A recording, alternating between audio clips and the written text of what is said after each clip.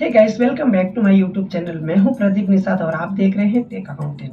तो दोस्तों, आज की इस वीडियो में हम जानेंगे कि आप एक अकाउंटेंट की ड्यूटी एंड रिस्पॉन्सिबिलिटी क्या होती है, वो किस तरीके से अपनी अकाउंटिंग को मैनेज करता है और अपनी रिस्पॉन्सिबिलिटी को कैसे एकदम बेस्ट देने की कोशिश करता है, और नहीं कर पा रहा है तो हम क्या करेंगे कि अपनी जो रिस्पॉन्सिबिलिटी है उसको एक्यूरेट कर पाएंगे और एक अच्छा कर पाएंगे और एक अच्छे फॉर्मेट में तैयार कर पाएंगे, ताकि हमारी कंपनी को कुछ भी लॉस ना हो, कुछ भी नुकसान ना हो, जिससे हम आगे ग्रो कर पाएंगे हमारी कंपनी को लेके। तो दोस्तों, आज इस वीडियो में कवर करने वाले हैं। अगर आपको ये वीडियो पसंद आएगी तो लाइक करें और हमारे इस चैनल को सब्सक्राइब करें और अपने दोस्तों के साथ जरूर शेयर करें।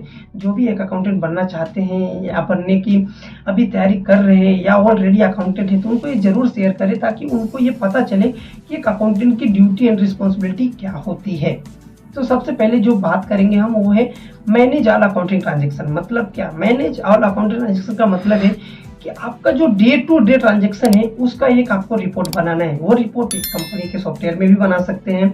जो भी अकाउंटिंग के सॉफ्टवेयर है बहुत सारे जो कंपनी रेफर करेगी आपको उसमें बनाना पड़ेगा, या तो अगर आपको एक्सेल आता है तो आप एक्सेल में बाकायदा आप एक रोज का जो ट्रांजेक्शन है, डेली ट्रांजेक्शन है आपके कैश के, आपके बैंक से, उस सारे ट्रांजेक्शन की डिटेल आप एक्सेल में कर सकते हैं। तो उसका एक आप ट्रांजैक्शन डिटेल रखें और उसके साथ साथ ध्यान रखें कि वो जो भी आप करेंगे वो एक सॉफ्ट कॉपी होगा और उसकी एक हार्ड कॉपी भी, उसकी एक फाइल बनाएं कि आपका ये पर डे का ट्रांजैक्शन है। ठीक है, तो वो उसकी एक फाइल बना लें। दूसरा बात करेंगे जो handle monthly, quarterly and annual closing. मतलब कि आप जो भी ट्रांजैक्शन करेंगे, ठीक है, उसका मंथली, क्वार्टरली एक रिपोर्ट बनाएंगे, उसकी भी एक फाइल बनाइए। यानी कि आपने जो भी पिछले महीने में ट्रांजैक्शन किया है उसकी एक रिपोर्ट तैयार करें, उसकी फाइल बनाएं। हमने इतना खर्च यहाँ पे किया, हमने एक्सपेंसेस इतना दिया, हमने लायबिलिटी जितनी ली, असिस्ट के लिए इतना गया, जो भी चीजें हैं उसका एक रिपोर्ट बनाएं और उसकी भी एक फाइल बनाएं। ठीक है, उसके बाद जो हम फाइल बना रहे हैं ना, तो उसको रिकंसिलिएशन करना जरूरी है, क्योंकि अगर कहीं ना कहीं अगर हमसे कुछ डिस्प्यूट हो जाते हैं, कुछ गलतियां हो जाती है, तो उसको रेक्टिफाई करना बहुत जरूरी है, क्योंकि वो हमें बहुत ही जरूरी होता है ताकि हमें लास्ट में बाद में जाके प्रॉब्लम ना आए। तो आपको क्या करना है, जब भी आप फाइल कर लें उसके बाद उसे एक बार चेक जरूर करें, रिकंसिलिएशन जरूर करें कि आपने कहीं ना कहीं कुछ गलती तो नहीं की है। ठीक है, उसके बाद का जो पॉइंट है इंश्योर टाइमली बैंक पेमेंट्स। मतलब कि आपकी जो भी आपकी जो कंपनी है, आपकी कंपनी ने कहीं ना कहीं अगर कुछ लोन ले रखा है, कुछ ईएमआई जाने वाली है, तो कब कब जाती है, किस किस डेट को जाती है, तो उस समय हमारे अकाउंट में फंड होना बहुत ही जरूरी है।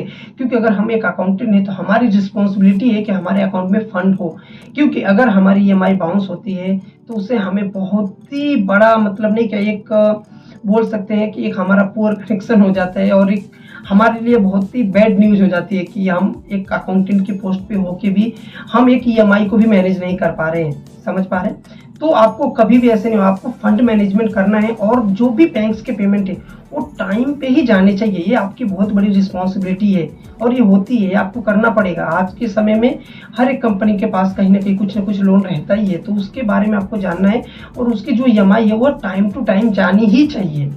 ठीक है, उसके बाद आपको अभी एक आपको फाइल बना लेना कि इतने लोन से, उसके इतने पेपर से, इसकी ईएमआई ऐसे ऐसे जाने वाली है।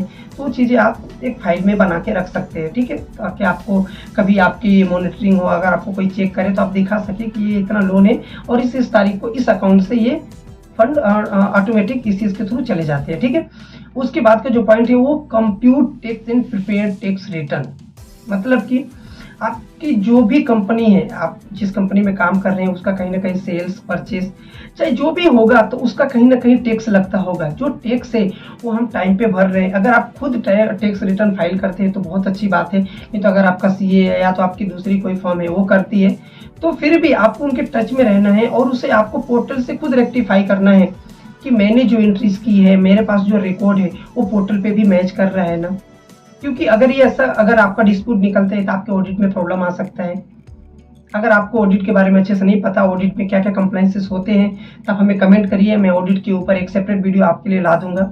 ठीक है, तो उसको क्या करना, जो भी टैक्सेस के होंगे उसके भी एक आपको फाइल बनानी है। आपका मंथली, क्वार्टरली, एनुअल जो भी होगा उसका आपको एक फाइल बनाना है और उसके सारे रिपोर्ट्स उसमें आपको हार्ड कॉपी लगाने हैं। ठीक है, उसके बाद आपका टैक्स रिटर्न, आपका जो आईटी रिटर्न है, इनकम टैक्स रिटर्न है, उसके जो भी टीडीएस वगैरह है उसके बारे में भी आपको जानना जरूरी है। क्योंकि जानना जरूरी इसलिए है क्योंकि आप एक अकाउंटेंट है और वो कहीं ना कहीं आपका जो ये टैक्स और रिटर्न, ये कहीं ना कहीं एक फंड से रिलेटेड चीजें हैं।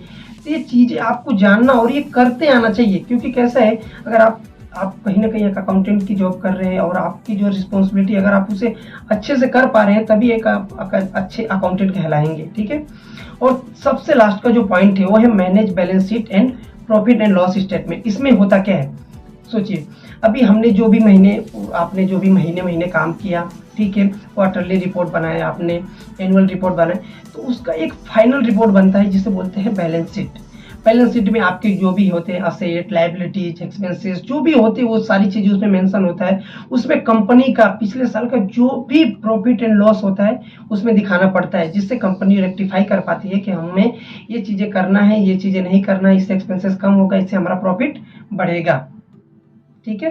तो दोस्तों आज के लिए बस इतना ही। अगर हमारी वीडियो पसंद आई हो तो आप इसे जरूर लाइक करें और अपने दोस्तों के साथ जरूर से जरूर शेयर करें और हमारे इस चैनल को सब्सक्राइब करें ताकि हमारे आने वाली हर एक वीडियो की नोटिफिकेशन आपको मिले और आपका माइंड कहीं ना कहीं आपके ग्रो हो पाए और आप इस फील्ड में और अच्छा कर पाए। इससे रिलेटेड मैं और भी बहुत सारी वीडियो लाने वाला हूँ, तो आप हमारे टच में रहिए।